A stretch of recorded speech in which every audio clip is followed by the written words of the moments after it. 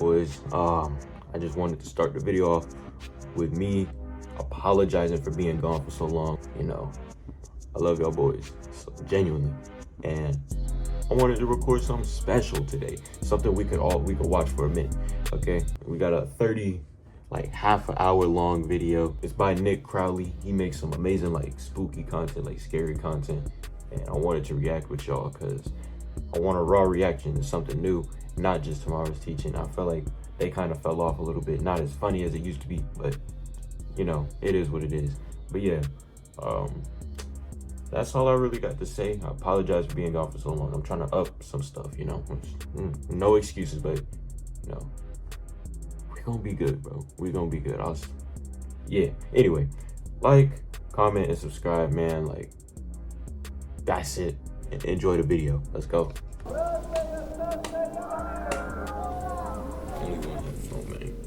July 29th, 2019.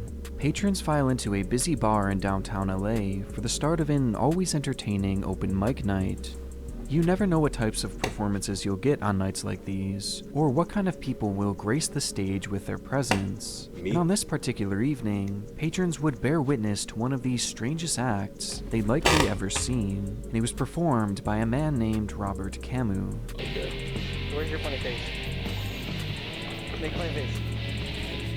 Interestingly, Robert has a long history here across YouTube, being featured in what seems like countless videos performing skateboarding tricks with a group of friends. But on this night, Robert was ready to show off another skill of his, as he took to the stage to perform a freestyle rap.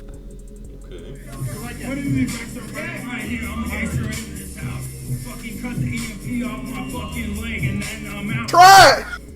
Okay, that was tough. Starting out, the performance was, well, a little shaky to put it nicely, which was at least partially to blame on Robert's apparent drunken state. But a bad night of karaoke in isolation is nothing all that noteworthy. In fact, despite the lethal doses of cringe, many would actually view this as a great time, a funny memory, and even respect Robert for being so willing to go up there and just give it a try. Facts. However, his performance wasn't quite finished yet, and after fumbling his way through the beginning of the song, Robert's lyrics take an unexpected turn. You don't even know I'm fucking you. I killed my bitch and buried that bitch in the fucking dirt. What? Why would you say that? My buddy wasn't thinking. Oh man, he kind of looked like season 3 John Wick.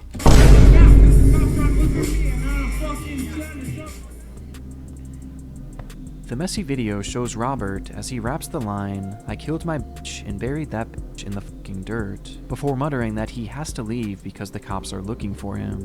Bro, what? It was a bizarre moment to say the least, and despite many in the crowd trying to play off the line as a joke, with the MC even saying that it was an Eminem-inspired performance, others in the audience were more visibly concerned, and as it turns out, they had this guy ain't alright, guys. Lock him up. Had every right to be. I don't think they were actually concerned. Well, we're inside this bar, the King Eddie bar, and this is where Camus was standing when he did this rap version, and I guess the big question is, was it a confession? Parked out front of the establishment was Robert's gray Prius, and in the trunk of this Prius was a shovel, along with fresh dirt and fresh blood. Blood that belonged to his girlfriend, Amanda Custer. And coincidentally, that very day, Amanda Custer had been reported as missing after a neighbor had witnessed Robert carrying her limp body and placing it in the trunk of his car before driving off. If you witnessed that, then why don't you like dial in and be like, yo, man is crazy, I just seen him carry his wife's body to the trunk of a car. You just sat there until she actually came up missing. Yo, our man's only for to real. emerge hours later, alone. But I guess we wouldn't have got night. that freestyle if they did that. In the moment, a bizarre performance was all this seemed to be. But today, many refer to this rap as being an actual confession. And in the end, this footage would ultimately be used in court and lead to Robert's conviction for the murder of Amanda Custer. Even though to this very day, her body has never been found. Are you serious? But if the words of Robert are to be believed, then it's sadly very likely that she's out there somewhere, buried deep in the dirt. Can't put us Now, in if work. you've seen Amanda Custer, police want to hear It has from you. been 3 days since Amanda Custer's been seen. Yo,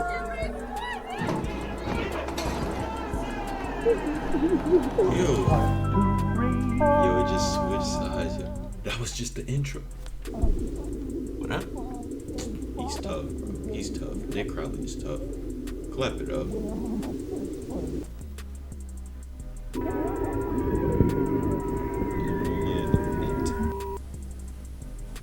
Great fun though, and something you can do with all of your friends.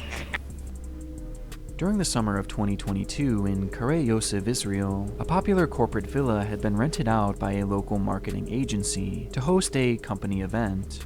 The location was highly sought after due to its large outdoor pool area, making it the perfect spot for employees to unwind and connect outside of their typical working environment. Okay. And on this day, the 21st of July, 50 employees of this company would gather at the party to enjoy the hot summer sun and the cool water of the pool.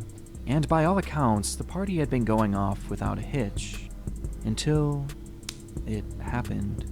What? As unsuspecting partygoers were hanging in and around the pool, some began to notice that the water level appeared to be receding, with one keen witness pulling out their phone to record the unfolding ordeal. And just as they hit that record button, things would fall into complete chaos. I see.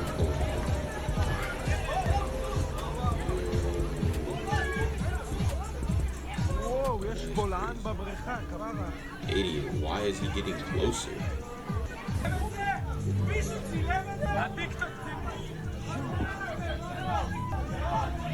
There's someone in there? Suddenly, a large sinkhole opens up beneath the pool, in turn creating a massive vortex and an impossibly strong current, dragging essentially everything in its path down towards the opening.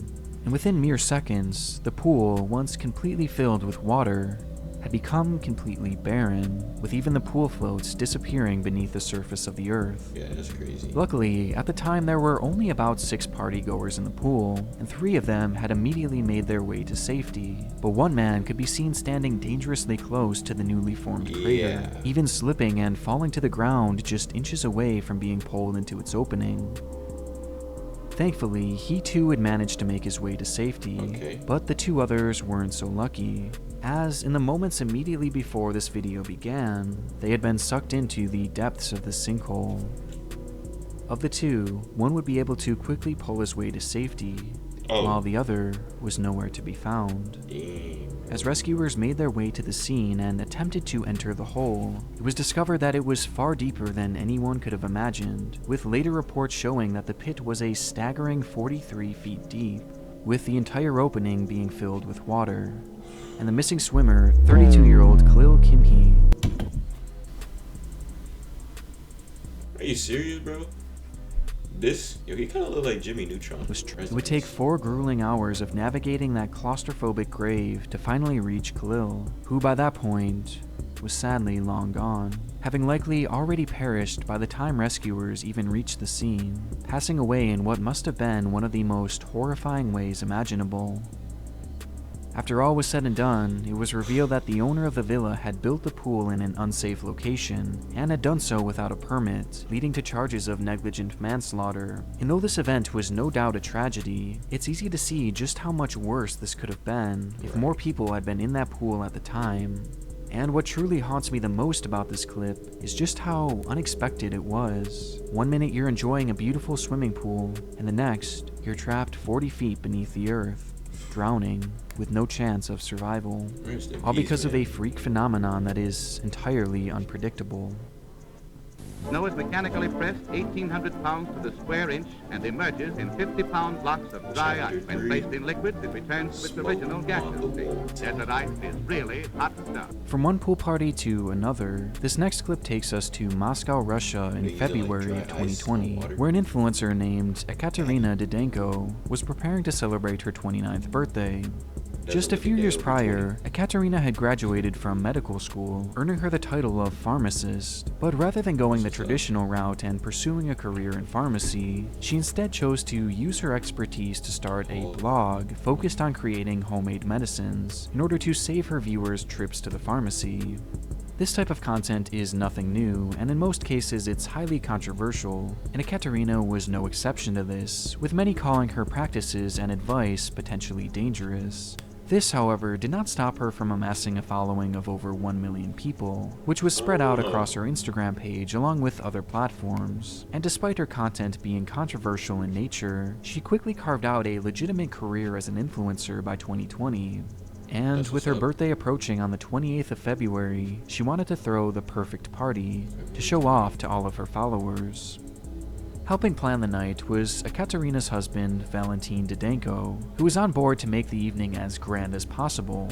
And Valentin had the perfect plan, something he called a steam show.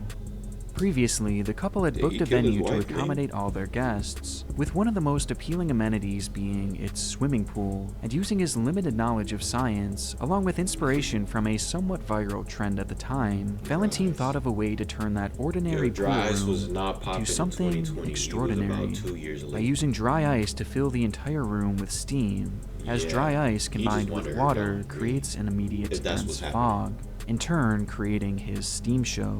And so, as the party was going on and guests were having a great time, Valentin decided to reveal the main event, and brought all the partygoers into the room, giving them gowns and goggles to wear, before dumping a box full of dry ice into the water. Okay. Sounds pretty cool. Oh my I would god, attend. water, you're crazy. Материал. Только что обновленный. И в газообразное состояние.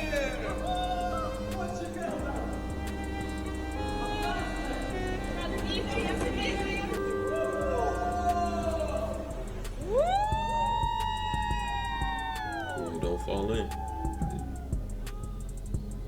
Instantly, the pool disappears within a cloud of gas, creating the incredible show that both Ekaterina and Valentin had dreamed of, with Ekaterina herself pulling out her phone to record the moment. And quickly, it became apparent that the pool wasn't just for show, as Valentin himself suddenly dives into the mist, disappearing within its hidden water.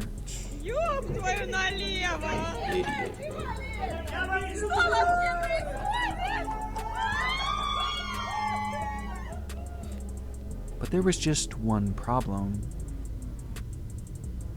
The chemical reaction that happens when dry ice and water connects doesn't just cause the formation of mist, it causes the formation of carbon dioxide that is produced in such a highly concentrated form that it appears as fog, meaning that the cloud we are seeing here is made entirely of straight CO2, which in such high concentration is toxic to humans, with it causing shortness of breath and eventual asphyxiation.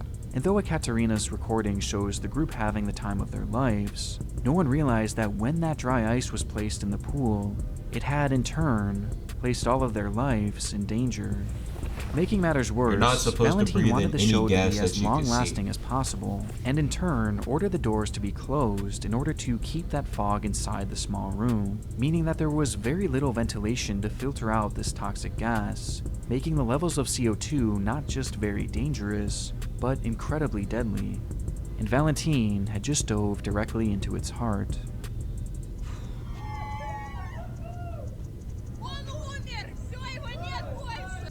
Okay.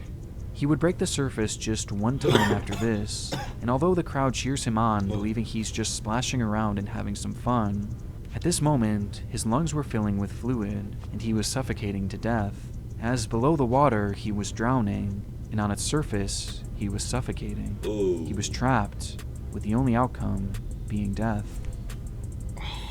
Ekaterina then turns the camera on herself, revealing another man entering the water, as she's laughing and yelling in amusement. And behind her, all of her friends are seen recording the ordeal, oblivious to the fact that Valentin was now dying at the bottom of the pool. They were far too distracted trying to get the perfect shot for their own social media pages. In the end, it truly was the spectacle that Valentin and Ekaterina had dreamed of. Shortly after the recording had ended, partygoers would finally realize that something was terribly wrong, as some began to experience shortness of breath that eventually caused them to pass out. Meanwhile, others began to feel sharp pains throughout their body that were eventually learned to be the result of chemical burns. Once the room was finally evacuated, 3 partygoers would be unaccounted for, as Natalia Manakova, Yuri Elfarov, and Valentin were left in the foggy room, dead at the bottom of the pool. What should have been the perfect day for Ekaterina had instead ended with her becoming a widow. And as off-putting as this video is, many would point to Ekaterina's behavior following the incident as even more unusual. Immediately after the incident occurred, Ekaterina would start her grieving process by posting this video for the world to see, and subsequently vlogging her experience at the hospital and Why is the quality so bad if this happened in 2020? Or like, yeah, 2020, right? I'm pretty sure the iPhone 10 or 11 was out by that point. The camera quality should not be this bad. If she was an influencer with millions of followers, I know she had enough money on to garner up an iPhone, a good iPhone. Documenting or the death of her husband. I've never seen a good droid, but whatever.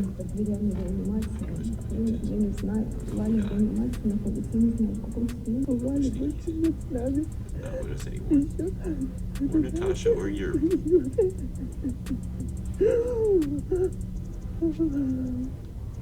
It was admittedly a bit bizarre, as many accused her of exploiting the death of her husband to gain internet followers, with further questions being posed as to why she hadn't considered the deadly effects of dry ice and water, as after all, she was an expert in the field of science. The scrutiny towards Ekaterina became so intense at one point that Russian authorities launched an investigation into her actions, claiming that it may be possible to charge her for causing death by negligence, though to my knowledge, nothing ever came of this. Just 5 whole months after the incident, Ekaterina would remarry, with those initial posts documenting the death of her first husband, leading to her gaining an additional 500,000 followers. Inside this vertical city, a machine has come to life. A machine with a terrible secret. The Taiwanese elevator video. For God's sake, take the spirit. I don't know if I've seen this one.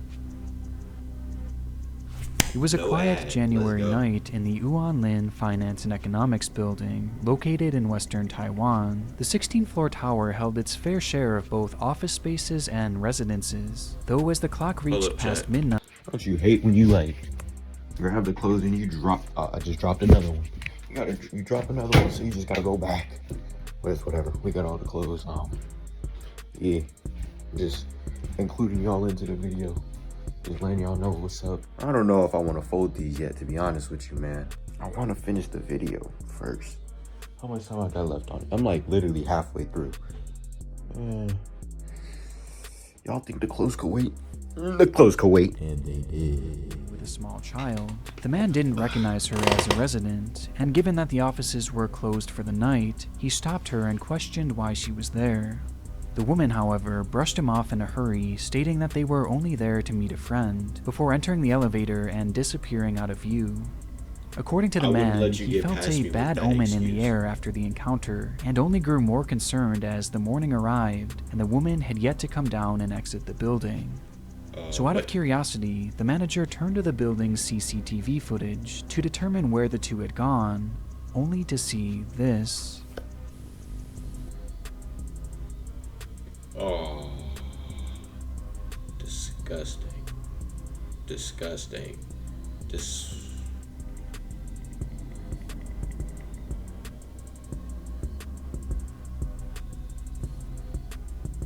Okay, what happened? Inside the elevator, the woman begins hitting the button to floor 11 in what seems to be a panic, and as the doors close behind her and her child, she then removes her coat and places it on the ground, before doing the same with her kid. When the elevator then reaches their desired floor, she quietly slips off her shoes and exits in a hurry. It's unusual footage, as their behavior just seems slightly off, and it's made all the more disturbing due to what they could or couldn't see on the cameras after that. Upon exiting the elevator, the pair are seen walking down the hallway on floor 11 in this grainy footage recaptured by the man's cell phone, with the two heading in the general direction of the stairwell, which also happened to be... We are so... If this happened back in like 2006 and the camera quality was buns, I would understand, but like... This is happening in like the 2010s, 2020s. The camera quality should not be this buttons. And I know my camera quality isn't the greatest, but you can see every detail in my face, can you not? Okay then, bro. We should not be the quality shouldn't be this bad. That's all I'm trying to say. The sole entrance to the roof, and from there, the two aren't seen again. Noting this, the manager immediately began fearing the worst, as their bizarre behavior coupled with the route seemingly leading to the roof could only mean one thing. And quickly, the police were called for what they believed to be a cleanup job, figuring that the two had jumped off the roof. This belief was further fueled by the woman's actions in the elevator, as removing one's shoe prior to is apparently a somewhat common thing in Asian countries, as they don't want to track dirt into the afterlife. However, once officers arrived on scene and searched the entire perimeter of the building, there was no sign of the mother and daughter, not even a single trace of blood, meaning they couldn't possibly have jumped. Police would then look through the entirety of the footage and review the positioning of the cameras, only to determine that virtually all exits were covered by the watchful eyes of their CCTV. If these two had left the building, they would surely have the footage to prove it, though while sifting through the entire night, this moment was the last they'd ever be seen on camera. So if they hadn't jumped and if they hadn't left, then they must be somewhere in the building, they thought, which led to a full-scale search of the complex, with officers going door to door searching every nook and cranny. However, while asking around, not a single resident had seen the pair that night, or even heard them for that matter. And when their initial sweep was concluded, the police would be left empty-handed, only uncovering just a few set of clues. For starters, they would find the clothes and shoes left behind on the elevator, and they would also find the woman's moped, which she had driven to the building. And finally, they would find a single suitcase, found vacant on the top steps leading to the roof. Police would go on to describe this piece of luggage as suspicious, but never revealed its true contents. In fact, following an initial report, they would never give confirmation as to whether it was involved in this case or not. Either way, it led them to a dead end, as they believed these two could not have possibly left that building, though at the same time, they clearly weren't there. Multiple times after this, the building would be searched and searched and searched again, even as recently as 2013, when they would go as far as to check the water pipes and even the water tank itself, which was inspired by an unfolding case of a similar nature halfway across the world, but no trace of the pair was ever discovered. Immediately after this footage was taken, these two vanished into thin air. Following the disappearance, local news would broadcast the footage where a man named Jung would come forward stating that this was his wife and 4-year-old daughter. The woman's surname was Leo, and the pair had 4 children together, though their relationship was anything but perfect. Multiple reports claim that on that very night, the two had gotten into an argument, with some going as far as to say that Zhang had actually abused her, causing her to leave the home in a hurry, grabbing only their youngest daughter. Meanwhile, their eldest daughter would go on record stating that Leo had told her that they were going to visit a friend's house just for a few days, only to never return. Despite the significance of discovering the identity of this woman and her daughter, it would ultimately fail to help solve the case, as there have been no sightings of these two since this moment, turning this into one of Taiwan's most mysterious cases of all time. And in the region, 3 major theories have emerged. First, many locals in the area believe that something otherworldly happened to these two, with one resident at the time stating, "I think they entered another time and space." This belief is actually so strong that even as of just a few years ago, that 11th floor is practically left vacant, as the only remaining family on that floor claims that everyone moved out of fear of the supernatural surrounding the incident. Another long-lasting theory was that the two were still somewhere in the building, having potentially taken their lives or just gotten stuck there. And officials believed this for years after the case, assuming that eventually someone would happen upon them. Though that day has never come, and due to the extreme summer heat in the region, it's likely that the smell alone would have led to their discovery by now. Which brings us to our third theory, that somehow the two had actually managed to leave the building without detection. Due to the camera positioning in the hotel, this seems rather unlikely, but some claim that there is a specific route that potentially could have provided just enough cover for them to avoid all the cameras. but this would have had to have been precise and seemingly deliberate.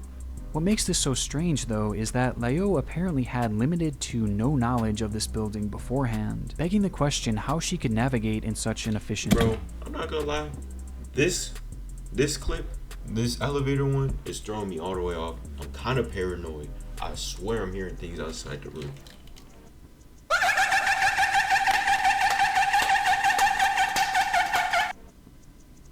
Okay, yeah, no, I'm tripping.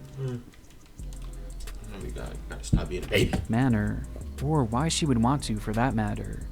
And this is far from the only questions regarding this. Like, why would she even enter this building to begin with if she was just going to leave? And why go to that 11th floor in particular and remove those articles of clothing? And maybe most importantly of all, if she had somehow snuck around those cameras, how had she or her child never been seen again? Nothing about this case makes any sense, and honestly what happened to these two at this point is anyone's guess, as this is practically all the information available on their disappearance. Since then, there have been no sightings, no use of their health insurance. How about I shine some light on the situation? Both of them were just like straight out of Dragon Ball, right? They learned instant transmission. They got to the elevator and said, yo, let's get off. No, the child didn't learn instant transmission, but like the mom did, and she just said, hold on, hold my hand. And they just teleported. That's what happened. Alright, yep, that's my no use of their bank accounts, and their daughter's records show that she has never been enrolled to another school. It's almost as if they evaporated into that cold night air. Part of me hopes that this was all an attempt to flee an abusive relationship, and that somehow this was all just a distraction for these two to escape and start a new life elsewhere, which could explain that supposed friend they were going to meet, why they shed their coats, and how they managed to sneak out of there in the first place. But things of that nature are easier said than done, and I can't help but get a sinking feeling that they are no longer with us, as surely at some point, some trace of them would have appeared by now. But unfortunately, an absolute conclusion is something that perhaps we may never get, and instead, we're simply left with this chilling video, which is undoubtedly one of YouTube's darkest. Bro, he's gotta stop doing it. That's why I'm paranoid, because I have one headphone off. The celebration was well underway. December 5th, 2009 marked the 8-year anniversary of the beloved Lame Horse, a roughly 5,000 square foot nightclub located in Perm, Russia. On the evening of the 4th, the club began to fill with partygoers keen on joining in on the massive party. To commemorate the night, a cameraman and an interviewer would be on scene to document the events of that evening, which they did by first speaking to patrons as they roamed the club, getting their thoughts and opinions on the celebration. Looks like drats.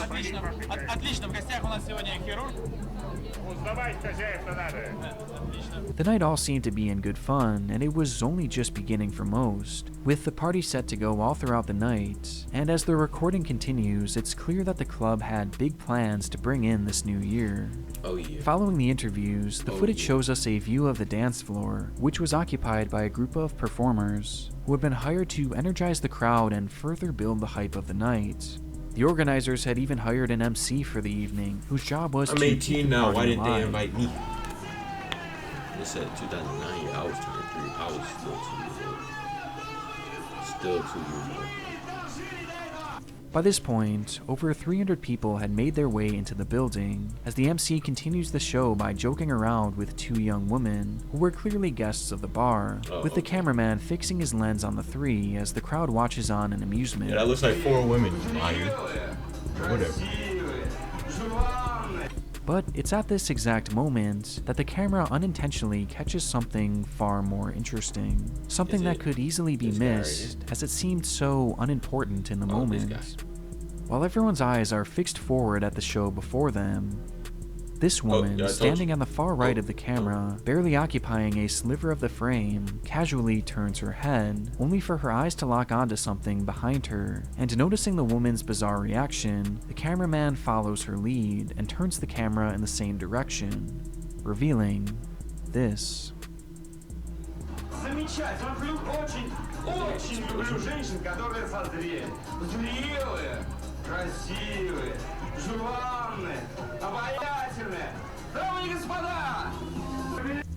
Yep, fire. Unbeknownst to pretty much everyone in the club at that time, a spark from the show's pyrotechnics had made contact with the club's ceiling, which was covered in decorative twigs Yo, from the that's party, about to get the entire and within a club. split second, a fire would erupt. The initial shock caused many to freeze in place for precious seconds, unable to comprehend what exactly was happening. And it wasn't until the MC, the same one in charge of keeping that party alive, began to shout, "Ladies and gentlemen, guests of the club, we are on fire, please leave the hall," that the patrons would finally unfreeze.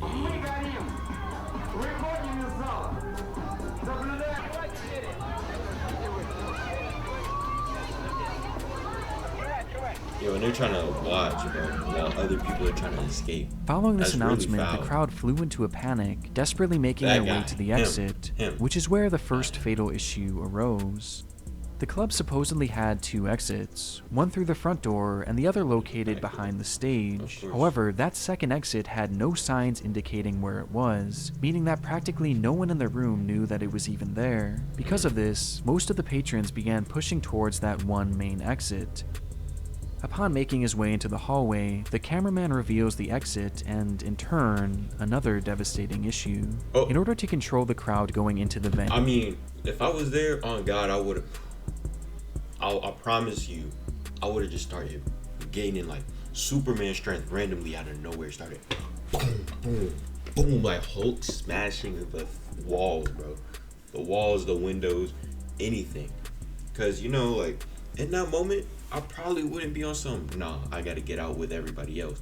If I have to get out, I'm punching my way out.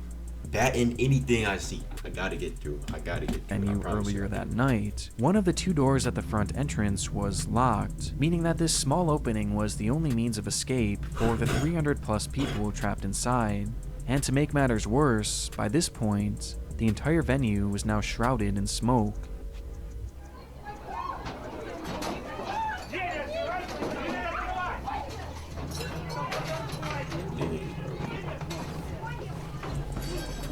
As so many people were attempting to fit through that small exit, they became stuck, causing a logjam and in turn, Wait a a second. human crowd. I think I had like an article or something like this back in my middle school days. Like probably 7th grade, I did like a paper on this. Dang. And that was like 5 years ago. That was 5 years ago. Gosh, the more people desperately tried to push through that door, the more jammed it became. Meanwhile, those still trapped on the dance floor were left hopelessly lost in that impenetrable smoke. And within the mob of people rushing towards that exit, the camera suddenly goes dark before shutting off completely.